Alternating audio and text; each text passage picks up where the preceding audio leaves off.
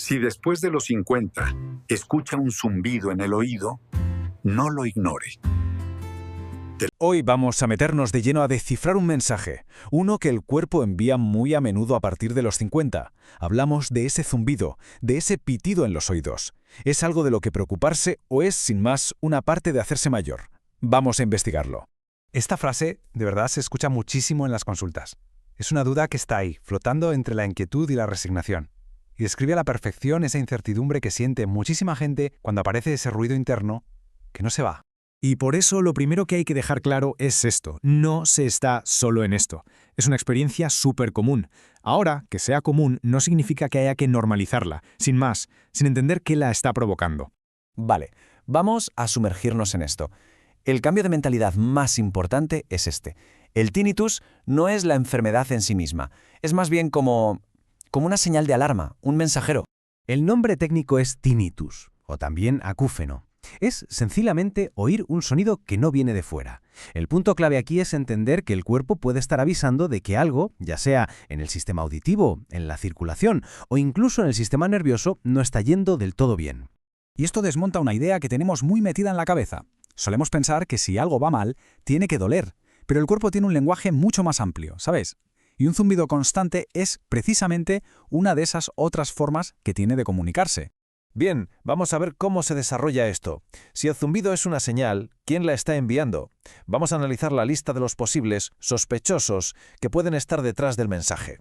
El sospechoso número 1, y el más habitual con el paso de los años, es el desgaste natural del sistema auditivo. Piénsalo, es muy parecido a lo que pasa con la vista. Con la edad, el oído puede perder sensibilidad a algunas frecuencias y el cerebro, que es una máquina de adaptarse, intenta compensar esa falta de información y en ese esfuerzo a veces genera ese sonido fantasma. Y esto nos lleva a una pregunta que se hace casi todo el mundo. ¿Por qué ese pitido parece que sube de volumen y molesta más justo por la noche, cuando lo único que se busca es silencio para descansar? La explicación en realidad es bastante lógica. El acúfeno no se vuelve más fuerte. Lo que pasa es que al desaparecer el ruido de fondo, el silencio de fuera, de repente desenmáscara el ruido de dentro. Nuestro cerebro, sin distracciones, pues se centra en él. Pero aquí está la clave. Igual que el cerebro puede aprender a centrarse en ese sonido, también puede aprender a ignorarlo. Por eso muchas terapias se basan en reeducar la atención. Otro sospechoso muy habitual y que a menudo se pasa por alto es un simple tapón de cera. Puede parecer una tontería, pero es que puede obstruir el conducto auditivo, alterar la audición y, claro, provocar ese zumbido. Y aquí viene un error súper común que puede empeorar las cosas. ¿Cuál es la equivocación que casi todo el mundo comete cuando intenta solucionar esto en casa?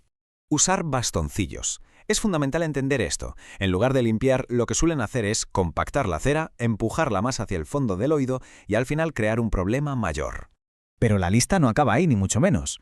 El oído no es una isla. Problemas de circulación, un sistema nervioso en alerta constante por el estrés, algunos medicamentos, tensiones musculares en el cuello o la mandíbula. Y ojo, el daño acumulado por el ruido durante años, todo, absolutamente todo, está conectado y puede acabar manifestándose en el oído. Con tantos posibles culpables, ¿cómo saber cuál es el nuestro? Pues aquí es donde tenemos que convertirnos en una especie de detectives de nuestro propio cuerpo, porque en este misterio, de verdad, el contexto lo es todo. Y este es el punto crucial. Dos personas pueden describir el mismo ruidito fino, pero tener causas que no tienen nada que ver. Por eso, lo que le funcionó a un amigo o a un familiar no tiene por qué ser la solución para otro. Es que no hay remedios universales. Entonces, ¿cómo empezamos a investigar nuestro caso particular? ¿Qué preguntas clave nos van a guiar para encontrar las pistas correctas? Pues aquí está la lista de pistas clave. Hay que pararse un momento y preguntarse. A ver, ¿el ruido es en un solo oído o en los dos? Esto es importante. ¿Apareció de golpe o ha sido algo gradual? ¿Viene con otros síntomas como mareos o incluso notar que se oye peor? ¿Hay una sensación como de presión, de oído taponado? Y una muy curiosa. ¿Cambia de intensidad al mover la mandíbula o el cuello? Cada respuesta es una pista valiosísima que nos acerca al origen del problema. Bueno, la autoobservación es el primer paso, pero ojo, no es el último. Es fundamental saber reconocer cuándo esta investigación personal tiene que dar paso a la consulta con un profesional. La regla general es bastante clara. Un zumbido que aparece unas horas y luego se va, bueno, no suele ser motivo de alarma. Pero un síntoma que es nuevo, constante y que se mantiene ahí durante semanas, no es algo que debamos dejar pasar pensando, bueno, ya se irá solo. Hay 3 señales de alerta clave que sí o sí requieren una valoración médica, y sin dejarlo pasar. La primera, si el acúfeno es nuevo y no desaparece. La segunda, si afecta a un solo oído. Y la tercera, si viene acompañado de una pérdida de audición repentina o de vértigo. En estos casos, es crucial descartar problemas que necesiten atención inmediata. Así que, si tuviéramos que resumir todo este análisis en una sola frase, sería esta. La clave no es asustarse, sino aprender a escuchar las señales que nuestro cuerpo nos envía. Y sobre todo, hacerlo a tiempo. El tinnitus casi siempre merece que le prestemos atención. Por eso, quizás el cambio más potente que podemos hacer es transformar nuestra reacción. En lugar del miedo o la resignación, empezar con una simple pregunta. Una pregunta llena de curiosidad. ¿Qué mensaje me estás enviando? Ese pitido, ese zumbido constante en los oídos, para quienes lo sufren es algo que puede llegar a ser muy pero que muy frustrante. Hablamos del tinnitus o acúfenos, que aunque es más habitual a partir de los 50, la verdad es que puede afectar a cualquiera. Hoy vamos a desgranar qué es exactamente y sobre todo qué se puede hacer para manejarlo. Y claro, la pregunta del millón es, ¿hay algo que se puede hacer? ¿Se puede encontrar algo de alivio? Pues la respuesta, y esto es una buena noticia, es que sí. Hay muchas cosas que se pueden hacer para mejorar, y bastante. Vamos a verlas. A ver, lo primero es ser realistas. No hay una pastilla mágica, una solución única que funcione para todo el mundo. Cada caso es un mundo. Pero, y aquí viene lo importante, lo que sí existen son un montón de estrategias y medidas que, al combinarlas, pueden suponer una diferencia abismal en la calidad de vida. Para abordarlo con buen pie, hemos dividido esta guía en 5 puntos clave.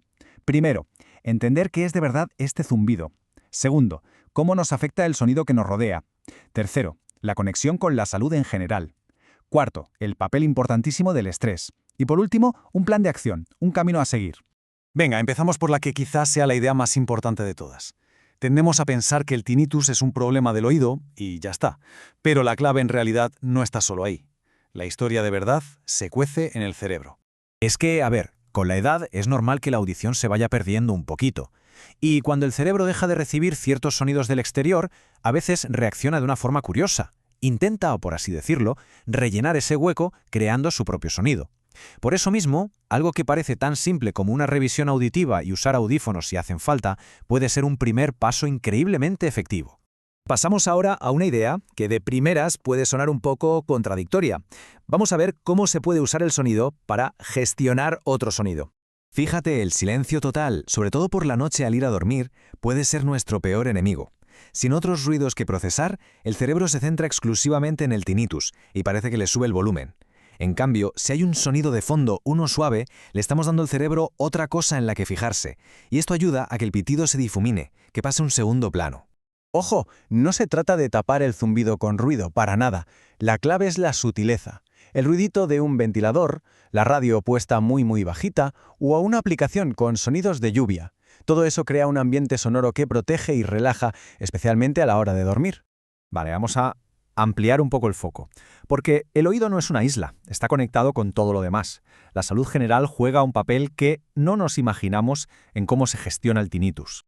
Es que el oído interno es súper sensible a cómo está el resto del cuerpo. Como vemos aquí, cosas como la tensión arterial, el azúcar, el colesterol, la circulación, son fundamentales. Cuidar el cuerpo en general, pues saliendo a caminar cada día y siguiendo las pautas del médico, es también una forma muy directa de cuidar nuestra salud auditiva.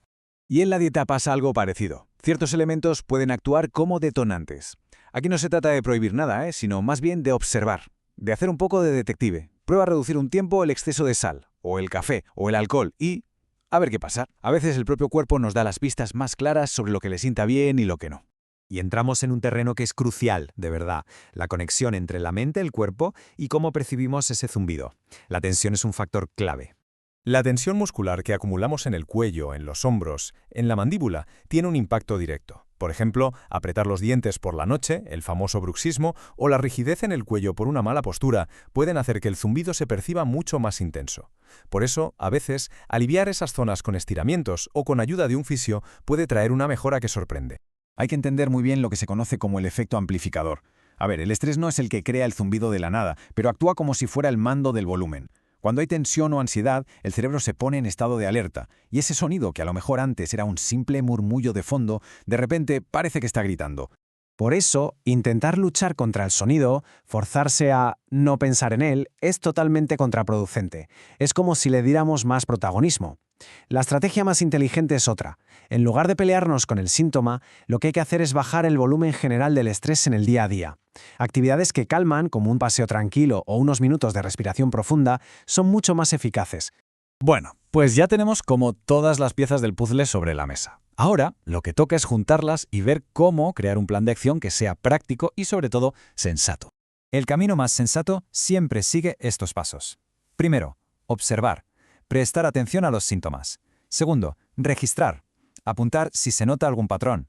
Tercero, y esto es fundamental, consultar a un profesional, un médico, un otorrino, sobre todo si el tinnitus ha aparecido de repente. Y cuarto, actuar, pero siempre con la información de ese profesional y huyendo de remedios milagrosos sin ninguna base científica. Y esta es probablemente la idea principal con la que nos tenemos que quedar. La mejoría casi nunca viene de una sola cosa mágica, viene de la suma de pequeños cambios que se mantienen en el tiempo. Descansar un poco mejor, gestionar la atención, cuidar la salud general, crear un ambiente sonoro agradable, al final todo suma. A lo mejor el zumbido no desaparece por completo, pero puede dejar de ser el protagonista. El verdadero objetivo no es conseguir el silencio absoluto, sino recuperar la calma, la confianza, el control. En definitiva, volver a disfrutar de la vida sin estar pendiente del síntoma. Y conseguir eso es, sin ninguna duda, una victoria enorme.